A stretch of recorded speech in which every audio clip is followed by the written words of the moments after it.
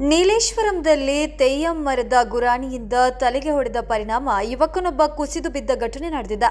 ನೀಲೇಶ್ವರದ railway ರಸ್ತೆ ಮೇಲ್ಸೇತುವೆಯ ಬಳಿಯ ಪಲ್ಲೇಕಾರ ವಿಷ್ಣುಮೂರ್ತಿ ದೇವಸ್ಥಾನದ ಉತ್ಸವದಲ್ಲಿ ಪೂಮಾರುತನ್ ದೇವರ ವೆಲ್ಲಾಟಂ ಆಚರಣೆಯ ವೇಳೆ ಈ ಘಟನೆ ನಡೆದಿದೆ. ಈ ಧಾರ್ಮಿಕ ತೆಯ್ಯಂ ವೇಳೆ ಸಾಂಪ್ರದಾಯಿಕವಾಗಿ ಒಂದು ಕೈಯಲ್ಲಿ ಕತ್ತಿಯನ್ನ ಮತ್ತು ಇನ್ನೊಂದು ಕೈಯಲ್ಲಿ ಮರದ ಗುರಾಣಿಯನ್ನ ಹಿಡಿಯಲಾಗುತ್ತೆ.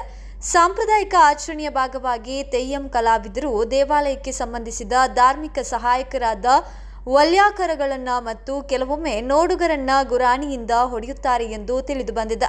ವಲ್ಯಾಕರಗಳು ಸಾಮಾನ್ಯವಾಗಿ ತೆಯ್ಯಂ ನರ್ತಕನ ಸುತ್ತಲೂ ಇದ್ದು ತೆಯ್ಯಂನ ಹೊಡೆತಗಳನ್ನು ಸ್ವೀಕರಿಸಲು ಮತ್ತು ಆಚರಣೆಯ ತೀವ್ರತೆಯನ್ನ ಹೆಚ್ಚಿಸಲು ಕೂಗುತ್ತಾರೆ ಮತ್ತು ಒತ್ತಾಯಿಸುತ್ತಾರೆ ಎಂದು ನಿವಾಸಿಗಳು ಹೇಳಿದರು. ಆದರೆ ಶನಿವಾರದ ಪ್ರದರ್ಶನದ ಸಮಯದಲ್ಲಿ ಪೂಮಾರುತನ್ ತೆಯ್ಯಂ ಹಿಡಿದಿದ್ದ ಮರದ ಗುರಾಣಿ ನಿವಾಸಿ ಮನು ಅವರ ತಲೆಗೆ ಸಾಕಷ್ಟು ಬಲವಾಗಿ ಹೊಡೆದಿದ್ದ.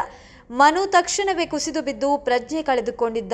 ಕೂಡಲೇ ಗಾಯಗೊಂಡ ಯುವಕನನ್ನ ಹತ್ತಿರದ ಆಸ್ಪತ್ರೆಗೆ ಸಾಗಿಸಲಾಯಿತು.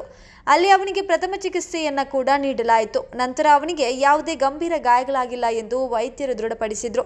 ನಂತರ ಅವರನ್ನ ಬಿಡುಗಡೆ ಮಾಡಲಾಯಿತು.